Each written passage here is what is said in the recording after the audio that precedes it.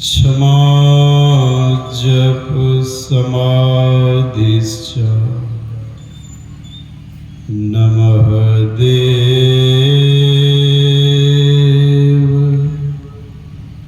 निरञ्जनम्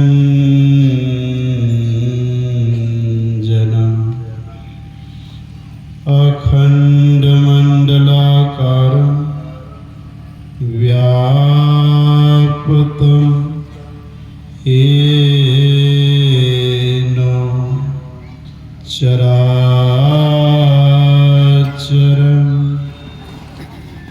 तत्पदं दर्शितं येन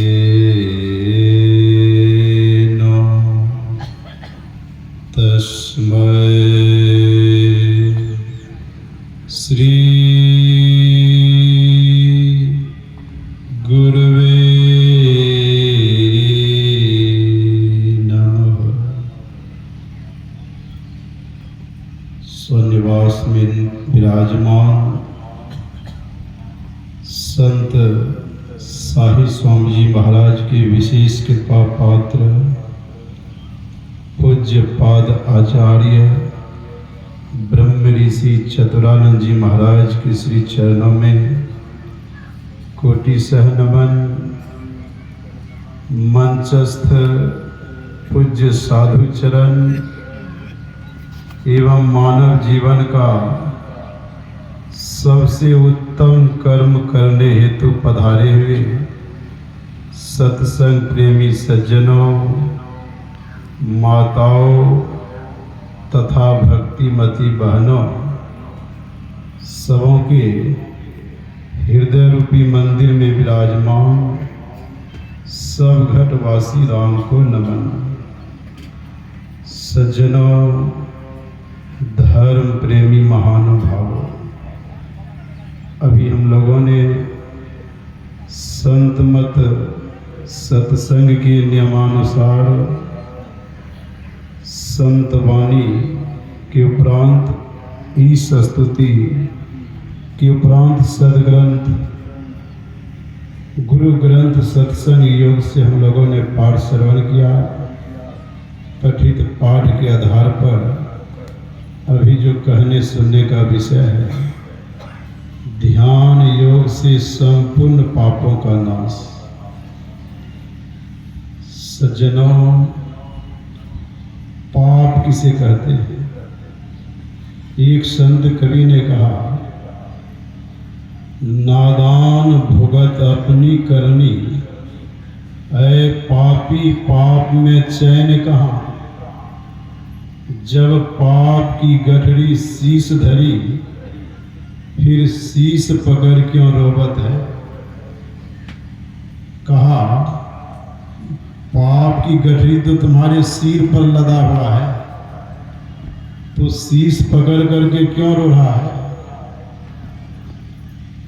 संत कबीर साहब कहते हैं, पाप की पोट धरे सिर ऊपर, किस विधि होए हल्की।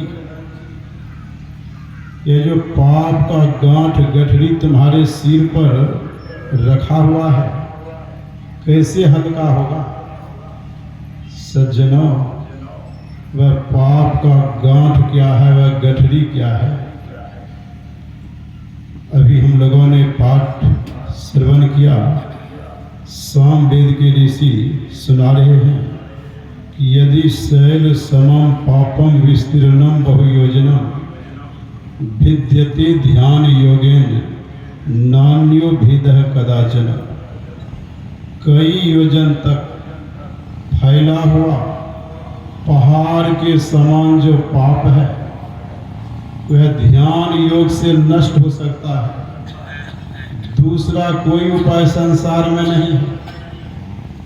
हजारों अश्वमेध यज्ञ करने से भी पापों का नाश नहीं हो सकता। सैकड़ों वाजपेय यज्ञ करने से भी पाप का नाश नहीं हो सकता। महाभारत ग्रंथ को पढ़िए, राजा पुरंदर ने 100 अश्वमेध यज्ञ किया और स्वर्ग का राजा बन गए। जब पुण्य का क्षय हो गया तो पृथ्वी लोक पर वह चींटी बन करके उसे रहना पड़ा, चींटी के जोनी में गया। ब्रह्मा जी को भी कीड़ा मकोड़ा बनना पड़ता है। तो हजारों अश्वमेघ यज्ञ करने से पापों का नाश नहीं हो सकता, सैकड़ों वाजपेय यज्ञ करने से भी पापों का नाश नहीं हो सकता। अश्वमेघ सहस्त्राणी वाजपेय शतानी च, ये कैसे पाप का नाश होगा? सुषमना ध्यान निशस्य कलामना हरंती सोटसी, स्वल्प मात्र सुषमना ध्यान करने से पापों का नाश हो जाता है। तो वह पाप क्या है इसके बारे में जान लीजिए। आंख बंद करने पर जो अंधकार दिखाई पड़ता है, यही जन्म जन्मांतरों का किया हुआ पाप है। और जब तक यह पाप सिर पर रखा रहेगा, यही पाप तो सिर पर रखा हुआ है, इसी के कारण जीव को सुख नहीं मिलता।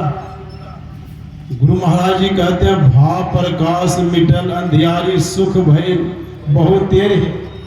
जब तक अंदर में अंधकार रहेगा तब तक जीव को सुख नहीं मिलेगा। यही अंधकार दुख का कारण है, यही अंधकार पापों का ढेर है, और यह ऐसे खत्म नहीं होगा। और यह जब तक यह अंधकार रूपी पाप आपके अंदर में रहेगा तब तक आपको सुख नहीं मिलेगा। चाहे आप अरबपति खरबपति हो जाए या मुख्यमंत्री प्रधानमंत्री राष्ट्रपति का पद प्राप्त कर ले, फिर भी आपको सुख नहीं मिलेगा। एक सुभाषितकार ने सुंदर लिखा है, अपना जगह पर जाओ। अगर आपके घर में खाने के लिए दूध घृत मेवा मिष्टान से भरा भंडार हो, और पहनने के लिए सभी ऋतुओं के लिए ऊनी सूती रेशमी कपड़ों का आगार हो, और रहने के लिए ऊंची अट्टालिकाएं हजारों हजार हो, और उनके प्रांगण में खिले अधखिले फूलों की लंबी कतारें हजारों हजार हो, और आपको घूमने के लिए लग्जरी कार हो, पति पत्नी में परस्पर प्यार हो, और घर में नन्हे मुन्ने बच्चों की किलकार हो, और खजाना में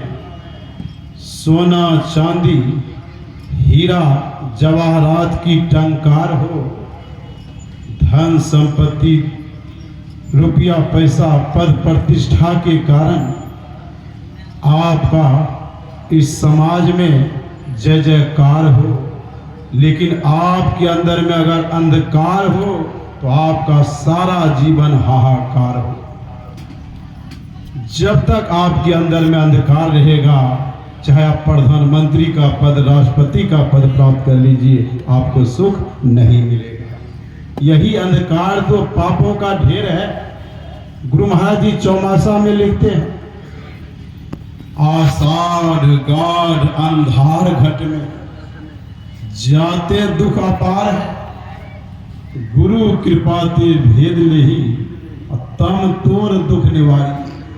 अंधकार का पर्दा तोड़ दो और सुख को प्राप्त कर लो। जब तक अंदर में अंधकार रहेगा तब तक आपको सुख नहीं मिलेगा। समान जन तो यही सोचते हैं, रहने के लिए बढ़िया बढ़िया मकान है, मुखिया जी विधायक जी मुख्यमंत्री प्रधानमंत्री का पद है, अब किसी चीज की आवश्यकता ही नहीं है। सज्जनों, हम आप लोग जानते हैं कि जीव की आयु पौने 2 अरब वर्ष, पौने 2 अरब वर्षों तक यह जीव 84 लाख योनियों में भटकता रहता है। कभी कभी परमात्मा दया करके जीव को मनुष्य का शरीर देता है, और मनुष्य का शरीर किस लिए देता है कि अंधकार मंडल से ऊपर उठ करके यह जीव जन्म मरण के चक्र को खत्म कर दे। इसी के लिए है जीव को मनुष्य का शरीर मिला है। सज्जनों, हम लोग इस अंधकार मंडल में आए कैसे? जब परमपिता परमात्मा की मौज हो गई, हम आप परमात्मा के संग में ही थे, निशब्दम परम पद में। परमात्मा की मौज हो गई, वाइब्रेशन हुआ, शब्द की उत्पत्ति हुई, तो हम लोग निशब्द से नीचे शब्द मंडल में आ गए, और शब्द मंडल से नीचे उतर करके प्रकाश मंडल में, और प्रकाश मंडल से नीचे उतर कर हम लोग अंधकार मंडल में आ गए। और जब से अंधकार मंडल में आए हैं, अपने स्वरूप का ज्ञान नहीं हो रहा है। जीव जब ते हरि ते बिन गानियो, देह गेह सब निज के जानियो, सो माया बस स्वरूप विसरायो, ते ही भ्रम ते नाना दुख पायो। परमात्मा से अलग हो जाने के कारण हम लोग अंधकार मंडल में आ गए हैं, इसीलिए हम आप लोग दुखी हैं। तो दुख से मुक्त होने के लिए क्या करना होगा? अंधकार से प्रकाश, प्रकाश से शब्द, शब्द से निशब्द में जाना, उस परमात्मा से मिलना होगा, तब सुख मिलेगा। गुरु महाराज जी कहते हैं, मैं ही सो पितु चिन्ह में आवे, दुख टरे भारी। सारा दुख खत्म हो जाएगा, लेकिन यह कैसे होगा? अंधकार मंडल से कैसे ऊपर उठेंगे? तो संत कबीर साहब कहते हैं कि गगन की ओट निशाना है। अंतराकाश में आंख बंद करने पर जो अंधकार दिखाई पड़ रहा है, यही गगन है, अंतराकाश है, और इसमें निशाना लगाना होगा। कहाँ पर निशाना लगाना होगा? का दाहिने सूर्य चंद्रमा, बाएं तिनके बीच छिपाना है। इसके दोनों के बीच में छिपाना होगा, सूरत को एकाग्र करना होगा। इंगला और पिंगला के बीच में सूरत का सिमटाव करना होगा। इसके लिए कैसे क्या करना होगा?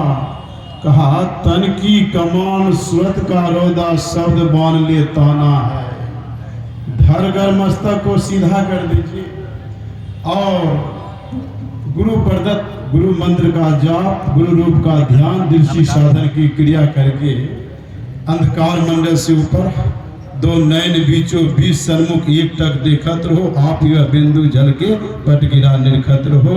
एकटक देखते रहने से अंदर में प्रकाश होता है, फिर वहाँ शब्द मिलता है। शब्द की धार को पकड़कर निशब्दम परम पद में जाकर परमपिता परमात्मा से मिल जाएंगे, परम कल्याण होगा। श्री सद्गुरु महाराज की जय। अंदर का अंधकार पापों का ढेर है, जब तक यह है चालू हो गया सुख फिर। नहीं।